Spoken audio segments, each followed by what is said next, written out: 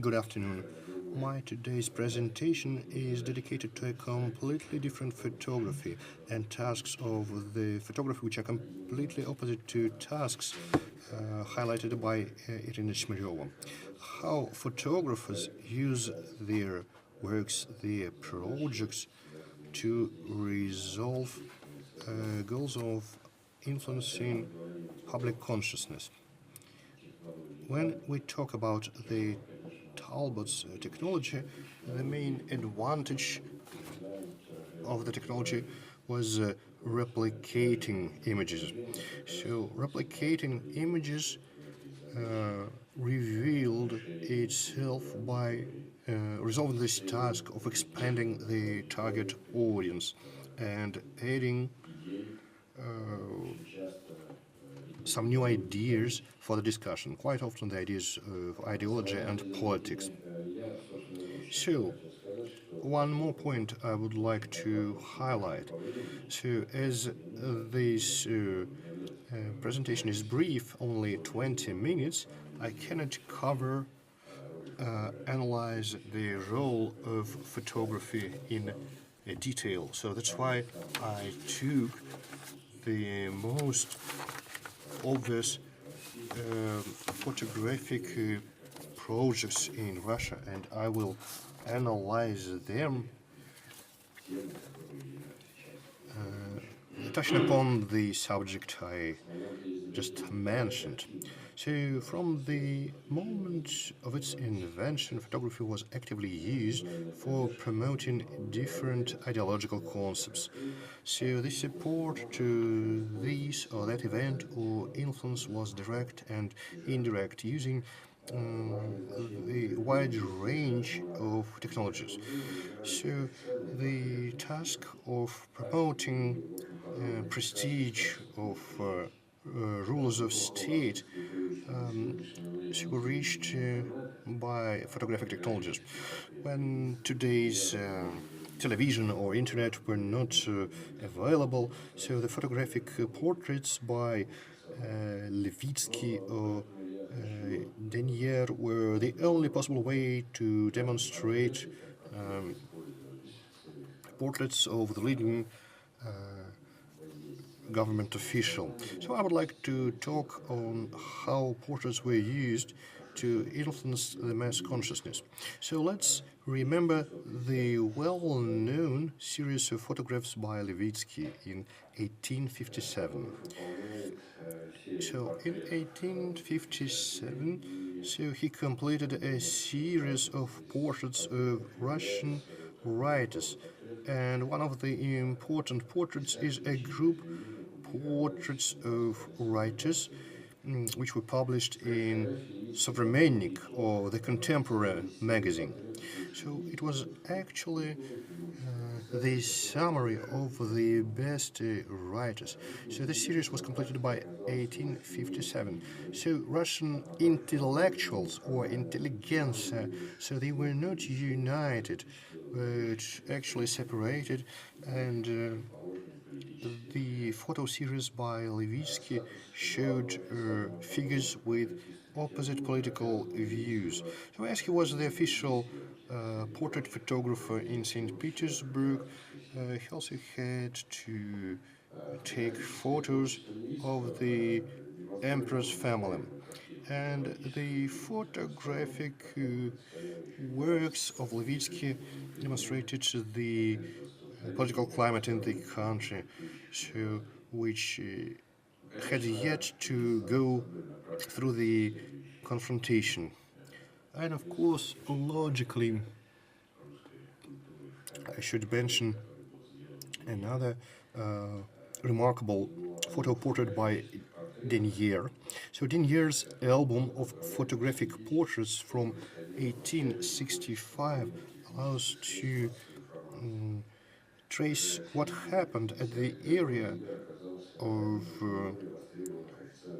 arrival of the technical medium. So by the middle of 1850, Denier became one of the most demanded official photographers of the country. So in 1965, Denier published a series of portraits which we can call So the main goal was just to portray the best people of Russia. So this series was re-edited, and obviously, so the photographer was aware of foreign cultural innovations. So, and also as in the case of Nadar, Dernier was requested to present the main cultural and political figures to the wide audience. So, and in Russia, these actions were targeted on promoting the authority of the government. So, Levitsky and Dernier portraits were the portraits of Achievers Board. And what is important, that every potential buyer could put those portraits on this Achiever Board at home. And also, in Russian Empire, the reproducing architectural views served to an important goal of contributing to the state's unity. So the emphasis was made on the urban compounds of St. Petersburg and architectural motifs of Moscow, focused on the Russian province. So as St. Petersburg was a clear demonstration of a success of ideas of European enlightenment in the country. So the monuments to the Russian Orthodox tradition in Moscow and the Mid-Russia reminded viewers about the origins of the Russian culture with all its diversity.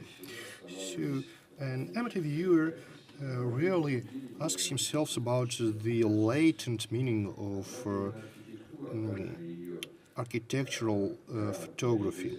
However, it is exactly architecture and its correct representation, which is one of the most powerful instruments for demonstrating power and cultural influence of the sponsor of construction, which were the state and the church in most cases. So, among the first photographers in Russia who used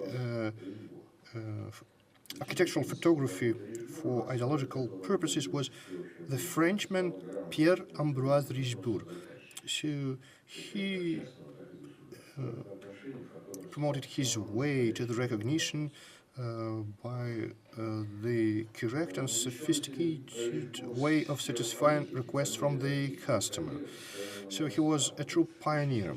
So Richebourg became continuously involved in the political realm, and his career gained importance. So in 1855, he took pictures of Queen Victoria visits to Paris, and in 1856 he took photos dedicated to the birth and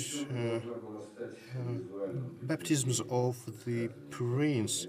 However, the most ambitious ideological project of Richebourg was his photographs in a series of cultural monument of Russia from 1859 to 1864 under the supervision of Théophile Gautier.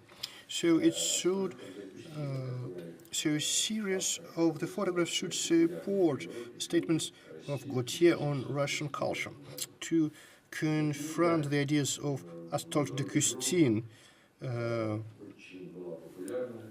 which were published in the book Russia in 1839, popular in Europe. So it really damaged the political image of Russia abroad, and so critics, which the book contained, so required some response. That's why it was decided to invite Gautier to Russia as a writer having big authority in Europe, and also his text should be supported by visual materials.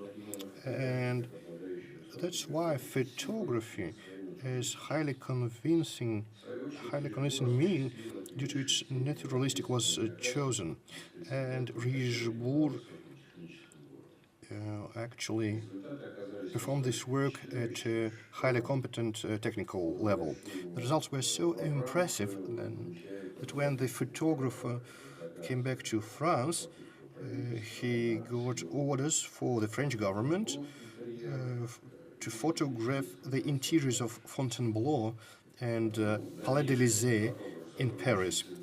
So later on, photographer continued to cooperate with l'Illustration edition, which made print reproduction of his photographs.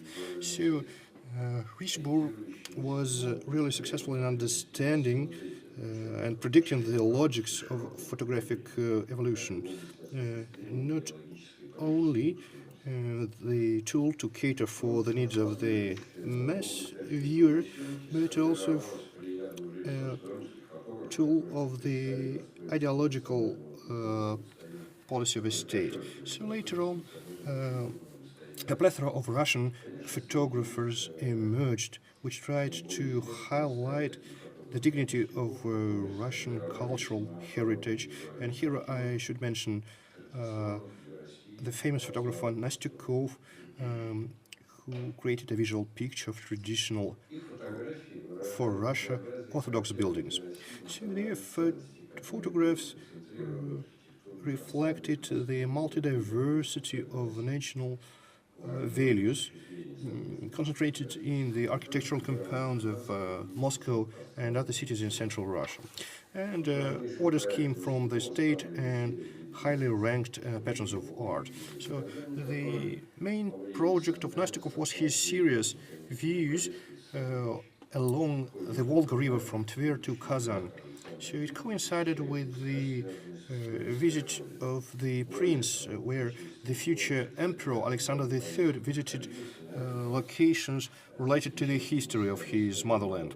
And in 3 years' time, so the visit was repeated, where in 3 years' times, where the prince was accompanied by his spouse, Dagmar, the Princess of Denmark.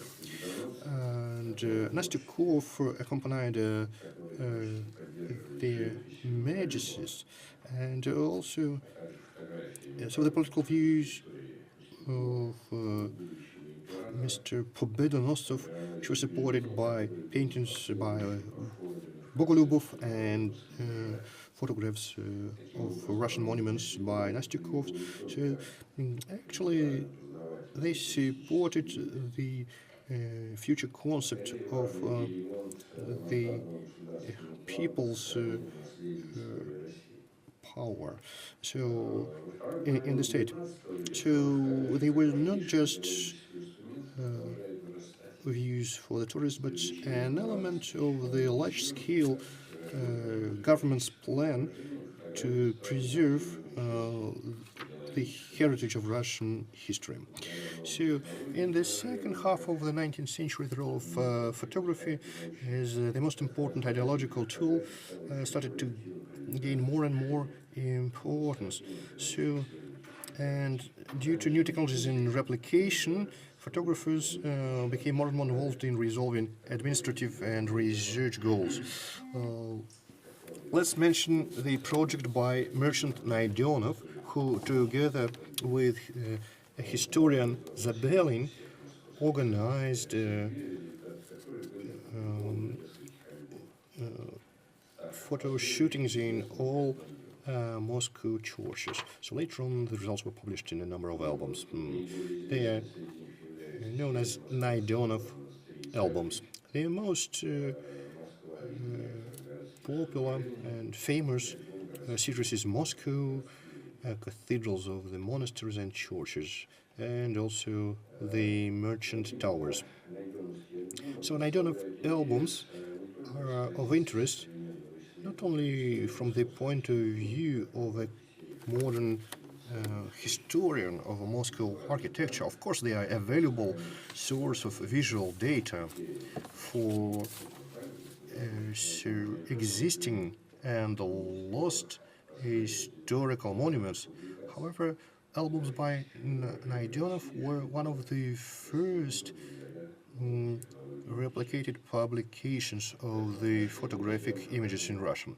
So Naidonov proved to be much more successful compared to his predecessor, Alasin. So Alasin was quick in his rise and fall, but however, photographic projects by Naidonov were larger at scale and available for a wider audience of contemporaries. And that means they played a significant influence on development of the visual culture. So if we would talk about photography with an ideological bias, let's remember ethnical types. So Merchant Al-Lasin, I already mentioned, played an important role in organizing and hosting a well-known ethnographic exhibition in Moscow in 1868. So photographs of different ethnotypes were demonstrated, showing different peoples and nations living in the territory of the Russian Empire. So Merchant Al-Lasin owned a Moscow photo shop called Russian Photography. So, and Russian Photography produced works for major public and private orders. So the emphasis was shifted from unique photo prints to replicated photography. And in this photo shop, the first experience were organized on photolithographies. So Russian photography was rather a photographic printing house oriented on mass scale photo production. A major project of Russian photography became a photo album of ethnographic types for the Old Russian Ethnographic Exhibition. Apart from the album, Alasin Photoshop provided the exhibition with about 2,000 photographs and drawings, which won the gold medal, the gold award. And in 1868, the collection was successfully demonstrated at World Expo in Paris. For special guests to the ethnographic exhibition in Moscow, including the new Moscow General Governor Vladimir Dolgorukov, special albums with views of Moscow were prepared. In 1861, a special album was of 50 pictures was made for the great Duchess Maria Fedorovna, and he was awarded with a diamond ring. So by 1866, Alasin Workshop produced a unique album with 14 views of Moscow, which was also ordered for Princess of Denmark, Maria Dagmar, who later became the Duchess and the Empress Maria. Another famous photographer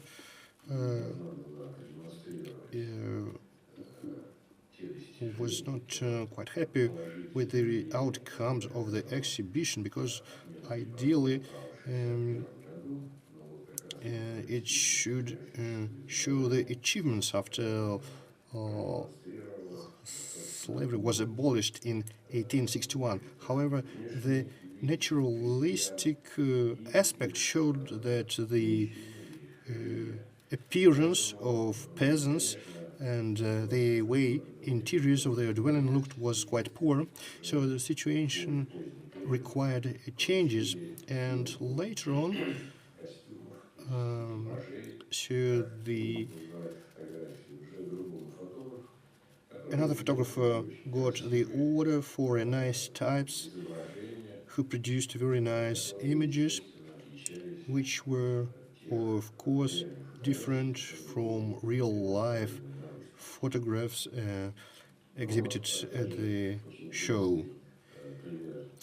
Again, another interesting example with Salasin, he tried to reproduce paintings by famous Russian painters in his Photoshop and replicating Bukarev's canvas,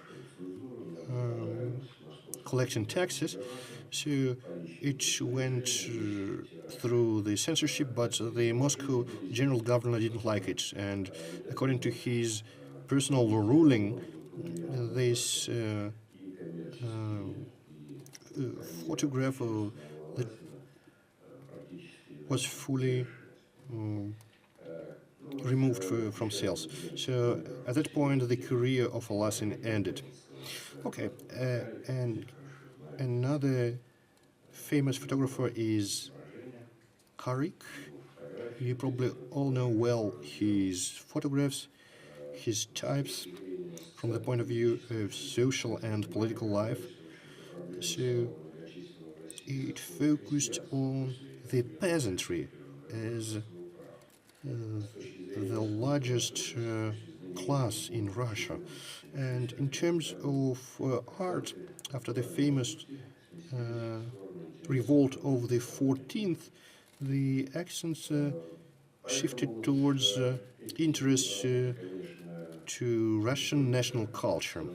So these works were not only interesting to artists, which perceived them as replacing natural models, but they were in line with the searches of trends and sources of the Russian national culture.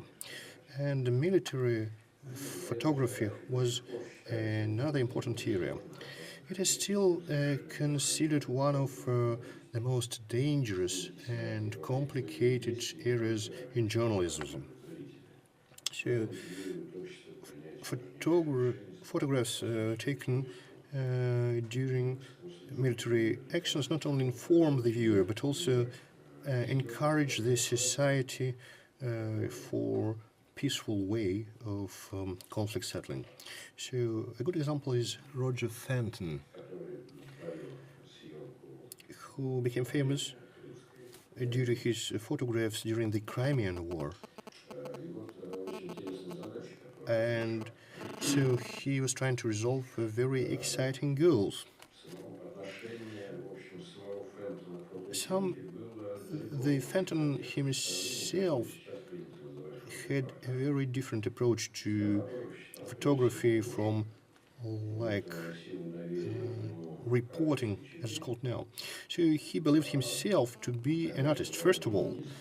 And as the royal family believed in him, the actually Minister of Defense, Henry Pelham Clinton, the Duke of Newcastle-under-Lyme, requested from Fenton a very responsible political order to demonstrate victory of the Great Britain and France in the war against Russia. So because the government was criticized for that, the technology used by Fenton was far from being perfect, and he has to use stage portraits and compositions, which in the modern sense cannot be called a photographic report. So Fenton intentionally used techniques which are characteristics for painting, but not for photography. Working over one of his famous photography, the Death Shade Valley,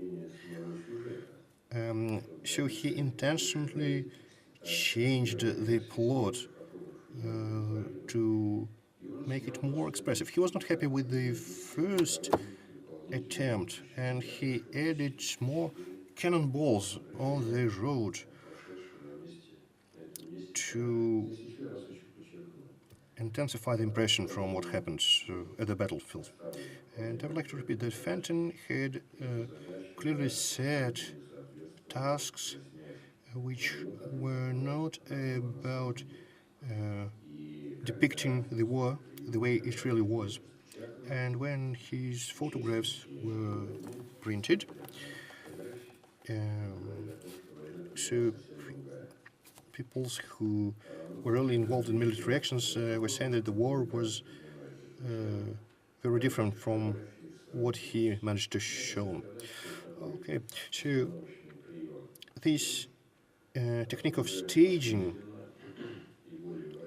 so it is used more and more often in today's military photography. And I can give you some vivid examples of, again, staged photographs. Robert Capa, The Depth of a Republican, Max Alpert Combat, or The Banner of Victory by Evgeny Khaldei.